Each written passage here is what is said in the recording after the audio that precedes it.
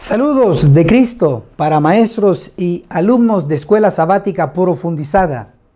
Estamos en los comentarios de la lección titulada El Espíritu Santo y el fruto del Espíritu. Saludamos a todos nuestros hermanos que nos ven cada semana en nuestro canal en YouTube. Para continuar con nuestra lección, les invito a que nos pongamos de rodillas para orar. Padre que está en los cielos, santificado sea su nombre. Pedimos su Santo Espíritu, que Él nos conduzca a toda la verdad. Es nuestra petición en el nombre de Cristo Jesús. Amén. La lección está basada en Gálatas capítulo 5, el verso 22 y el verso 23. Leeré el verso 22. Pero el fruto del Espíritu, noten que está hablando en singular. Fruto, no dice frutos en plural. Sin embargo, este fruto del Espíritu está subdividido en 9 secciones: amor, gozo, paz, paciencia, benignidad, bondad, fidelidad, mansedumbre y templanza. Cuando notamos el término fruto, implica que el Espíritu Santo está representado por un árbol, puesto que un árbol da fruto. De hecho, Cristo mismo está representado por un árbol. Eso está descrito en San Juan 15, verso 5. Yo soy la vid y vosotros las ramas. Pero también nosotros estamos representados con árboles. Ejemplo, dirijámonos a Daniel, el capítulo 4, el verso 10. Estas son las visiones de mi cabeza. Cuando estuve en mi cama, me parecía ver en medio de la tierra un árbol de gran altura.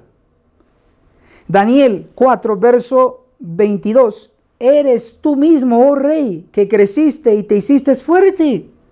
Se está comparando a un hombre con un árbol, porque también un árbol nos representa a nosotros, a los seres humanos.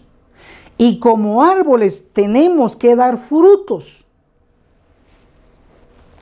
También podemos notar que hay una lección enseñada en el suceso cuando Cristo sintió hambre y fue y buscó fruto en la higuera y no la encontró. Eso está registrado en Mateo 21, el verso 19. Nunca más nazca fruto de ti, le dijo Cristo a la higuera, que no daba fruto. La maldijo. Si nosotros como árboles no damos frutos, vamos a recibir una maldición. Pero no solo eso, el resultado final será que seremos cortados. Encontramos esto registrado en una parábola y está en Lucas capítulo 13 del verso 6 al 9. Durante 3 años, según la parábola de esta higuera que no daba fruto, se fue y se buscó fruto y no se encontraba en la higuera. Pero alguien intercede y dice, démosle 1 año más y si no da fruto, lo cortarás. Sin embargo, notamos entonces de que si como árboles nosotros no damos frutos, vamos a recibir una maldición, vamos a ser cortados y finalmente perdemos la vida eterna. Por lo mismo, es vital este tema de Gálatas capítulo 5, verso 22 y verso 23. Debemos tener los frutos del Espíritu. De hecho, Juan el Bautista le llama a estos frutos del Espíritu, le llama frutos dignos de arrepentimiento. Mateo capítulo 3, verso 8 lo registra. Juan no bautizaba a cualquiera que llegaba a pedirle el bautismo. Si no mostraba los frutos dignos de arrepentimiento, que en realidad son los frutos del Espíritu, Si esa persona no demostraba evidencia que el Espíritu había obrado en él, entonces Juan no los bautizaba. Y él les llama generación de víboras. Hoy por hoy nosotros como iglesia aún realizamos el bautismo, lo cual es correcto. Lo incorrecto es que no observamos si hay frutos dignos de arrepentimiento. Si él quiere bautizarse, lo bautizamos, pero no es así. Si quiere bautizarse, se debe ver si tiene frutos dignos de arrepentimiento, si tiene los frutos del Espíritu. En la Review Herald del 21 de mayo de 1901, esta declaración: se está obrando apresuradamente al añadir nombres a la lista de la iglesia. Serios defectos de carácter son evidentes en algunos que se unen a la iglesia. Aquellos que les dan entrada dicen: primero los admitimos como miembros de la iglesia y luego los reformamos. Mas esto es un error. La primera obra que debe ser hecha es la de la reforma. No les permitan unirse al pueblo de Dios como miembros de la iglesia hasta tanto muestren evidencias convincentes de que el Espíritu de Dios está obrando en sus corazones. Hay muchos cuyos nombres están registrados en los libros de la iglesia que no son cristianos.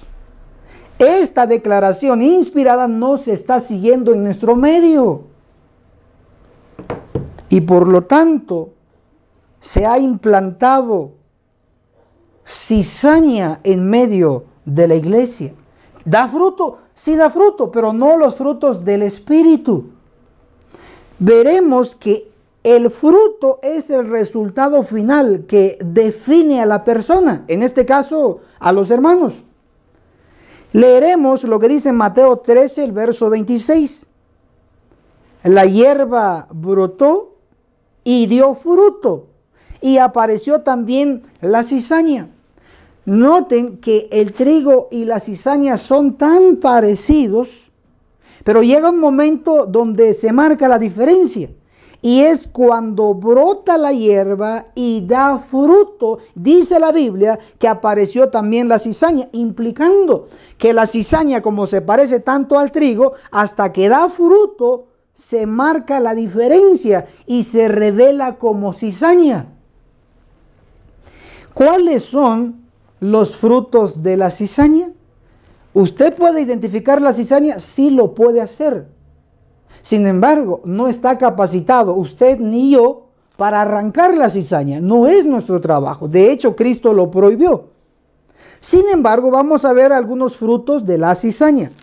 Segunda de Timoteo, el capítulo 3, el verso 1 al 5. Esto, ten en cuenta que en los últimos días vendrán tiempos peligrosos. Si habla de últimos días, habla de nuestro tiempo. Verso 2. Habrá hombres amantes de sí mismos, avaros, vanagloriosos, soberbios, blasfemos, desobedientes a los padres, ingratos, impíos. Verso 3. Sin afecto natural, desleales, calumniadores, intemperantes, crueles, aborrecedores de lo bueno. Verso 4. Traidores, arrebatados, infatuados, amantes de los placeres más que de Dios. Si usted nota, estas características son negativas, son frutos negativos, son frutos de la cizaña. Pero noten el verso 5.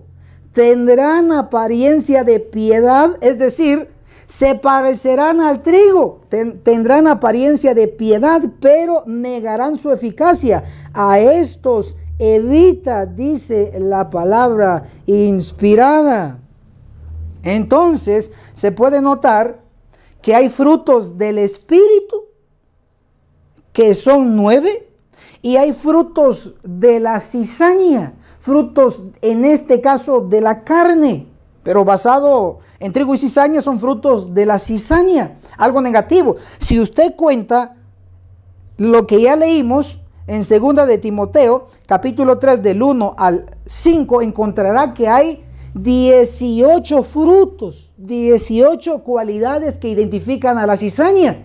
Noten, los frutos del Espíritu solo son 9, pero suficientes. Pero los frutos de la cizaña no son 9, son el doble de los frutos del Espíritu. Son 18, 9 más 9, 18. Es decir, la cizaña en algún momento estará bien marcada, será visible, pero ¿es nuestro trabajo arrancarla? Absolutamente no. Mateo 13, el verso 30. Dejad crecer juntos lo uno y lo otro hasta la siega, cosecha. Y al tiempo de la siega o cosecha, yo diré a los segadores. Noten que los que van a cortar son los segadores. Arrancad primero la cizaña y atadlo en manojos para quemarla, pero juntad el trigo en mi granero. Se revela que hay trigo y hay cizaña, y los segadores son los encargados de eliminar la cizaña y juntar el trigo, no el ser humano. ¿Por qué digo que no el ser humano? Porque vamos a identificar quiénes son los segadores. Mateo 13, el verso 39, la última parte dice: y los segadores son los ángeles. Por lo tanto, está absolutamente prohibido que nosotros arranquemos la cizaña, aunque los identifiquemos. No debemos arrancarla. Son los ángeles que lo harán. Pero ¿dónde está el trigo y la cizaña? Bueno, Mateo 13, el verso 38 lo revela. El campo es el mundo. En el campo es donde está el trigo y la cizaña, pero según la interpretación que leímos, el campo es el mundo. Sin embargo, hay una interpretación avanzada, por decirlo así, en Palabras de Vida del Gran Maestro, en la página 49. El campo, dijo Jesús, es el mundo. Pero debemos entender que esto significa la iglesia de Cristo en el mundo. En el análisis final, el campo representa a la iglesia en el mundo. Si en el campo hay trigo y cizaña, implica que en la iglesia hay trigo y cizaña. Entonces, en la iglesia hay cizaña y usted o yo no debemos de arrancarla, sino que deben ser los ángeles, los encargados. Ahora, hablando de los que van a arrancar la cizaña, y arrancar ojalá fuera ilustrativamente nada más, sin embargo va a ser literal. Cortar, eliminar la cizaña. Los ángeles lo harán. Mateo 13, el verso 41, la continuación de la interpretación del trigo y la cizaña. Mateo 13, 41 declara: el Hijo del Hombre, Cristo, enviará a sus ángeles a juntar de su reino a todos los escandalosos. Entre paréntesis, estos son malos. Y a los que cometen iniquidad, también malos. Algunos enseñan que el arrancar la cizaña ocurrirá hasta la segunda venida de Cristo. Sin embargo, no es correcto. El arrancar la cizaña ocurrirá antes de que Cristo venga. ¿Cómo lo sé? Hagamos la diferencia. Mateo 13, el verso 41, muestra que Cristo envía a sus ángeles a juntar a los malos. Pero en la segunda venida, Cristo no envía a sus ángeles a juntar a los malos, sino que envía a sus ángeles a juntar a los buenos. ¿Estamos notando la diferencia? Dirijámonos a Mateo 24, el verso 30 y 31. Y entonces aparecerá en el cielo la señal del Hijo del Hombre, Cristo, y todas las naciones de la tierra se lamentarán y verán al Hijo del Hombre que viene sobre las nubes del cielo con gran poder y grande majestad. Verso 31. Y enviará Cristo, el Hijo del Hombre, enviará a sus ángeles con gran voz de trompeta y juntarán a sus elegidos de los cuatro vientos desde un extremo del cielo hasta el otro. Esto sí está hablando de la segunda venida de Cristo. Él envía a sus ángeles no a juntar a los malos, sino a juntar a los elegidos, a los buenos. Pero en Mateo 13, el verso 41, el Hijo del Hombre enviará a sus ángeles a juntar de su reino a todos los escandalosos, malos, y a los que cometen iniquidad, malos. Esto no es la segunda venida de Cristo. Esto debe de ocurrir antes de que Cristo venga. Sigo leyendo, Mateo 13, verso 42. Y los echarán en el horno de fuego. Allí será el llanto y el crujir de dientes. Verso 43. Después de que se quite la cizaña, entonces los justos, el trigo, resplandecerán como el sol en el reino de su Padre. El que tenga oído, oiga. Noten que los que queden después de que se quite la cizaña, ellos van a resplandecer. Vamos a conectar ese verso con lo que está escrito en Daniel, el capítulo 12, el verso 3. Entonces los sabios, los buenos, el trigo, resplandecerán como el fulgor del firmamento, y los que enseñan, subrayen esa palabra, los que enseñan la justicia a la multitud, como las estrellas a perpetua eternidad. Noten que después de que se quite la cizaña, los justos, los buenos, el trigo, van a resplandecer, dice Mateo 13. Pero Daniel 12 muestra que los que van a resplandecer van a enseñar a la multitud. Después de que Cristo venga en su segunda venida, ya no se va a predicar a la multitud. Pero antes de que Cristo venga en tiempo de gracia, todavía se va a poder predicar a la multitud. En pocas palabras resumidas, encontramos que cuando Cristo, el Hijo del Hombre, envía a sus ángeles a juntar a los malhechores, a los malvados, ocurre antes de que Cristo venga. Y obviamente va a ser en la iglesia. Leeré una cita inspirada, manuscritos inéditos. El tomo 1, en la página 241, dice: estudien el capítulo 9 de Ezequiel. Esas palabras se cumplirán literalmente. Va a ser literal lo que está escrito en Ezequiel 9. También leeré una cita inspirada de Joyas de los Testimonios, el tomo 2, página 65. Dice: el Señor, es decir, Cristo, ordena a sus mensajeros, los hombres que tienen las armas de matanza en la mano. En Mateo 13, 41, el Hijo del Hombre envía a sus ángeles a juntar a los malhechores, a los malos. Aquí en Joya de los Testimonios, en el tomo 2, página 65, es lo mismo, diferentes términos. El Señor ordena a sus mensajeros, los ángeles, los hombres que tienen las armas de matanza en la mano. Noten la orden: pasad por la ciudad en pos de él y herid, no perdone vuestro ojo ni tengáis misericordia. Matad viejos, mozos, vírgenes, niños y mujeres, hasta que no quede ninguno. Mas a todo aquel sobre el cual hubiere señal no llegaréis, y habéis de comenzar desde mi santuario. Comenzaron pues desde los varones ancianos que estaban delante del templo. Ezequiel 9, 5 y 6. La hermana Juay en la otra cita había dicho que Ezequiel 9 se va a cumplir literalmente. Ahora, en el mismo libro que estamos dando lectura, vamos a ver la interpretación de la hermana Juay, en dónde se va a cumplir. Aquí vemos que la iglesia, el santuario del Señor, era la primera en sentir los golpes de la ira de Dios. Esto revela que el que no tiene el fruto del Espíritu, al final va a ser cortado en la iglesia con las espadas de los ángeles. Es mejor que como árboles demos frutos dignos de arrepentimiento. Vamos a concluir con una oración.